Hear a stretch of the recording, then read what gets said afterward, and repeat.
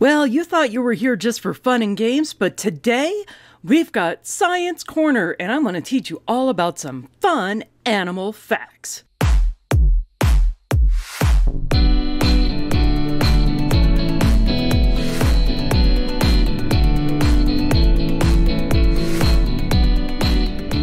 Hey everybody, welcome to Donna Shannon's Coyote Tales. And you know what? I've got animal stories today, but no coyotes. How crazy is that? Anyways, I just want to share with you some of my favorite animal facts out there from the animal kingdom and do a little bit of education for you. Maybe we'll have a little bit of fun and maybe even give you some tools to appreciate your own life and your own sex life even better. Well, first and foremost, it's March now, March 2021, and I'm here in Denver, and that means the weather is finally going to start turning around. And one of the things I'm really looking forward to is getting back to the zoo. Yes, who doesn't enjoy a nice, fun day at the zoo? One good thing I've noticed with COVID is there's less people around, so you can kind of hang out and appreciate your favorite animals even more. So let me tell you about mine. He's a little fellow with an enclosure near the front of the zoo, so you might overlook it, but believe me, he's worth the trip. I'm talking about the dik-dik, of course. What's a dik-dik? You don't know what a dik-dik is? Well, let me tell you. The dik-dik is actually a small animal from Africa, and it's about 12 to 15 inches tall and about 20 inches long. So it's just a tiny dik-dik at the Denver Zoo. But don't let the size of a dik-dik deter you. Many tiny dik-diks like these, they're just fun to look at. Now, they are friendly, but don't ask a zoo worker if you can pet the dik-dik because he won't let you touch his dik-dik. Sorry. In case you're wondering what they look like, most dik-diks are brown. They're a little bit darker on the top and usually white underneath. That way they can kind of blend into the dusky background that they're around. Although some dik-diks are darker and some dik-diks are lighter. One thing is these animals have many predators. And it seems like everybody wants to eat a dik-dik. Leopards, lions, hyenas, wild dogs, monitor lizards, cheetahs, jackals, baboons, eagles, hawks, and pythons, and even humans. Everybody wants to get their hands on a dik-dik. So how does it deal with that? Well, surprisingly enough, dik-diks are very fast. So if you're not looking out for them, they can be in and out, in and out, in and out real fast before you even realize that they were there. They can get all the way up to 26 miles per hour. Damn, that's a fast dik-dik. So, now, one thing that I do like about the Denver Zoo is they've done a really good job of making the dik-dik's enclosure resemble their natural habitat. It even shares space with an African porcupine, which is nice. Because, believe it or not, porcupines are actually very gentle. And, well, you probably couldn't pet one of them either. Because you have to be careful because, you know, they have a lot of pricks. And even the dik-dik has to be a little careful. Because, after all, nobody wants to get their dik-dik pricked by a porcupine quill. It's not a fun day at the zoo if that happens. Now, one last note while you're planning your trip to the zoo. Of course, you can do things like pack a picnic, bring sunscreen, but most important of all, bring your camera so that you can get your own dik-dik pic to enjoy later.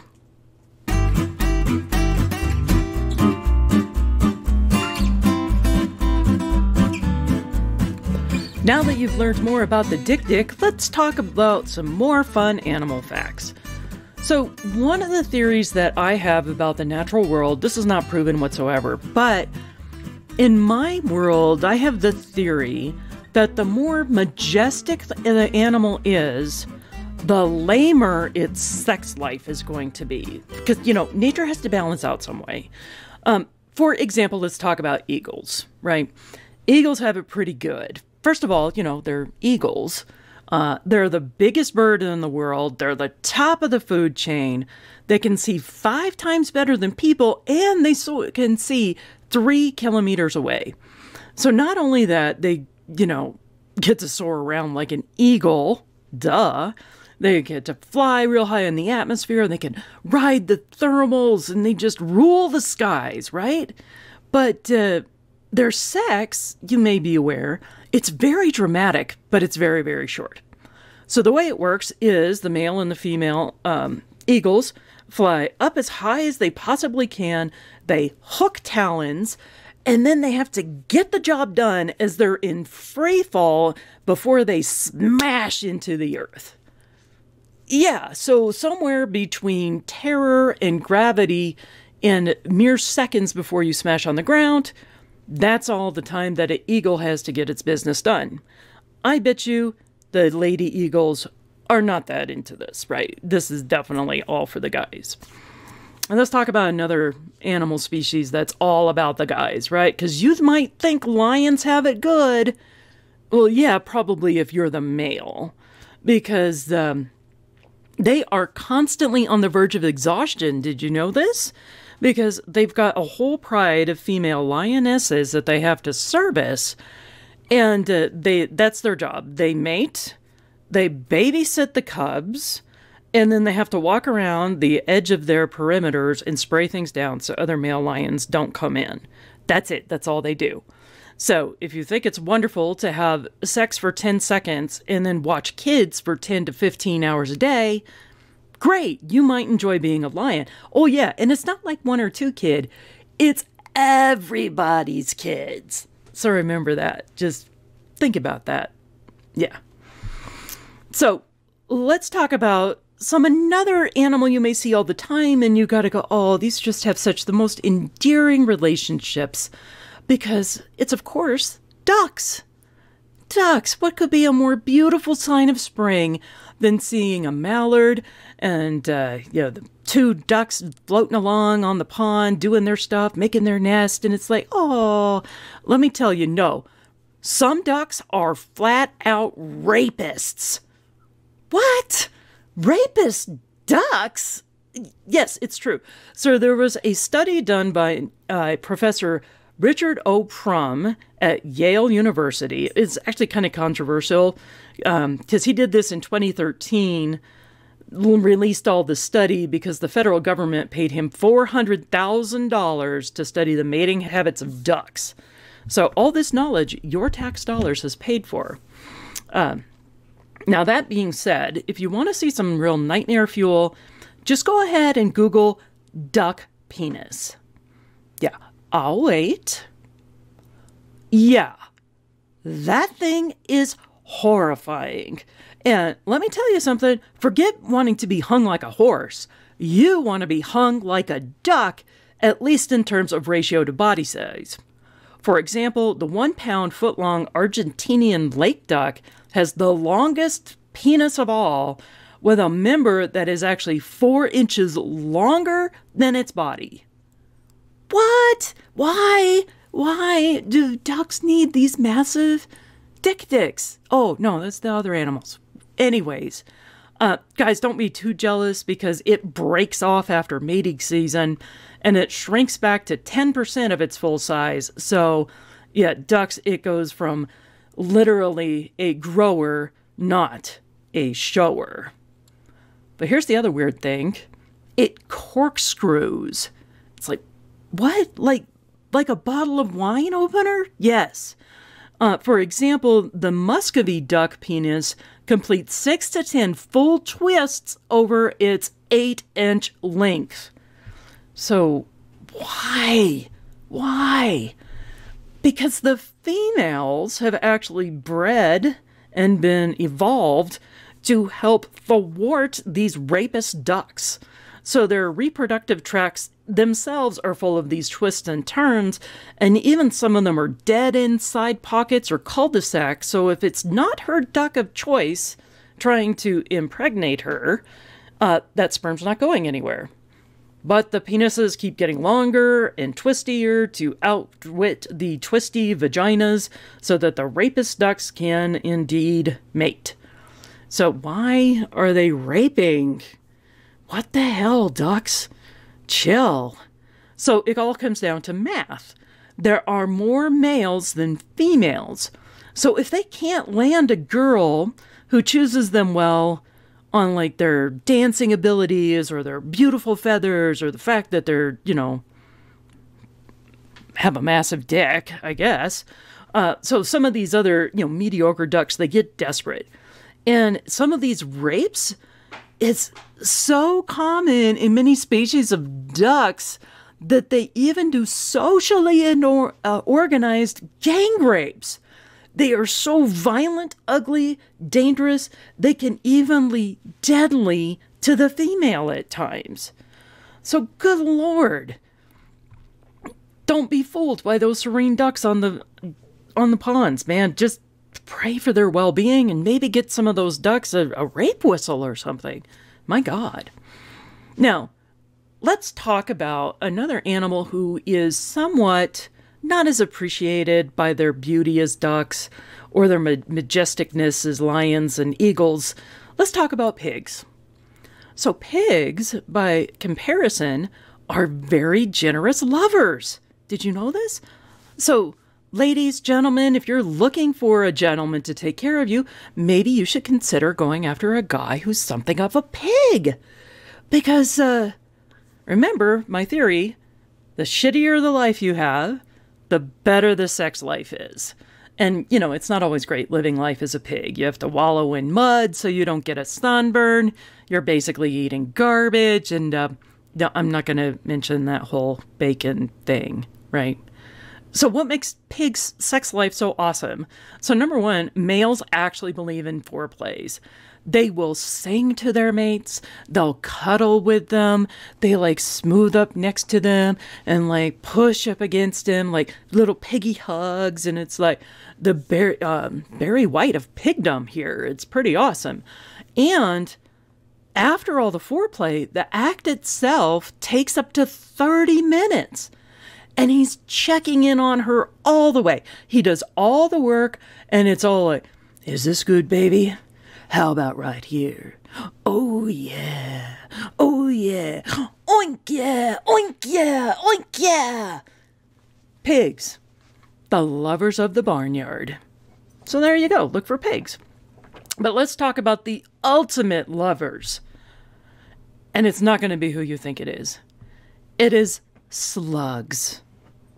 What? Slugs? Yes, slugs. And specifically, leopard slugs have some of the best sex. Now, to give you an idea, leopard slugs are not tiny, like little garden variety slugs that you probably have in your yard. Some of these are like in Italy, for example, and they're pretty big. They're like, 60 to 90 centimeters long. So we're talking about slugs that are probably, 6 inches long. I can't do my metric conversions, but yeah, they're big slugs. But they're kind of pretty.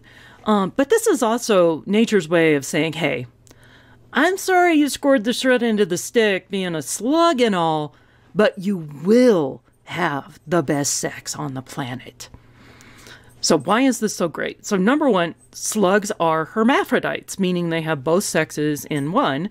So anybody's a potential partner. You don't need any complex Tinder profiles for that or have any gender identity issues. They got the full genome package. So literally they can, be a he, she, their, me, whatever they want to be. They've already got it all. Now, when they do find somebody that's special other slugdom that they want to cozy up to for the evening, they climb up really high in a tree and then they start dancing with each other. And what happens is they start laying down a strand of mucus. This sounds gross, but it's actually not. I encourage you to watch the videos of slug mating. Definitely worth it. Don't know what's going to do to the rest of your Google searches for the next month, but hey, this is for science.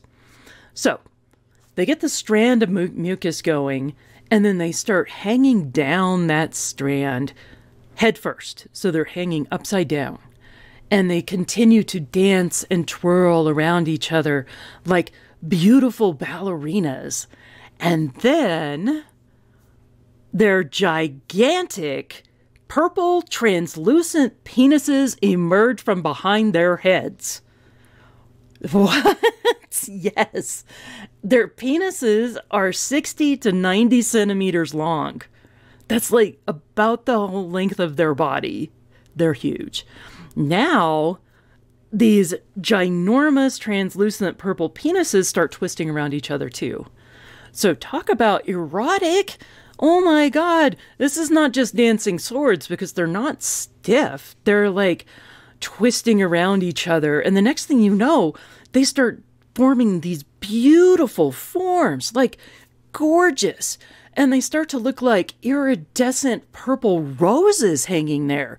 Like fairies had just gone through the forest and went bing with their magic wands. And there's these beautiful flowers hanging out of nowhere. It's slug penises, but they're gorgeous. Now, once they hit the rose stage, that's the climax, folks. That's when the sperm is transferring and everybody's getting their groove on, and it's the great big, moment of the night. So after that, they slowly withdraw. They still cuddle. Oh my God, they've been at this for like 30, 45 minutes and they're still cuddling. Oh, it's so sweet. So then they get all their stuff withdrawn back and then they just kind of plop on the forest floor, plump, right in the leaves. And then they're off their merry, sluggy ways, well satisfied, and off to lay down the next generation of leopard slugs. So, there's some food for thought. If you're living an awesome life like an eagle, but you have a short fuse, so to speak, well, go enjoy your eagleness. You've got that going for you.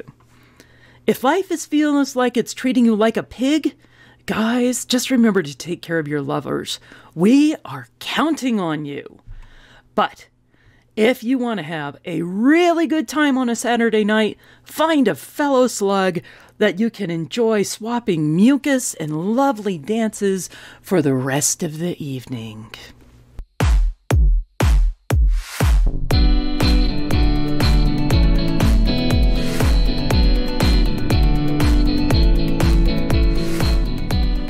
Well, that is everything that I have for all of y'all tonight. I hope you enjoyed these fun science facts.